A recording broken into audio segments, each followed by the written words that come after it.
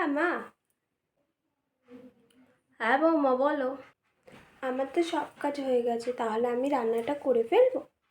সব কাজ হয়ে গেছে, তুমি রান্না করবা? খাওয়া যাবে তো তুমি রান্না করলে আবার? মা, ঠিক আছে ঠিক আছে, যাও রান্না করো।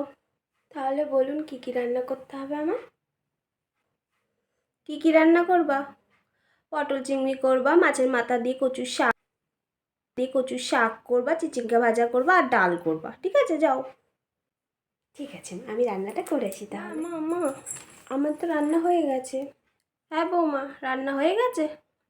তাহলে তুমি যাও, ভাতটা বাড়ো গিয়ে, আমি আসছি। ভাত? দাঁড়ান মা, আমি রান্নাঘর থেকে দেখে আসি।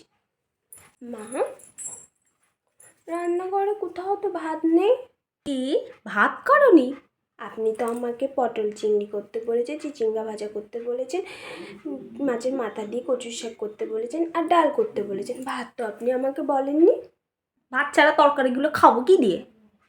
মা, ঘরে না মুড়ি আছে, তাহলে মুড়ি দিয়ে খাবেন তরকারিগুলো। মুড়ি দিয়ে তরকারি দিয়ে খাবো এখন দুপুরবেলায়? যাও ভাত বসাও গিয়ে।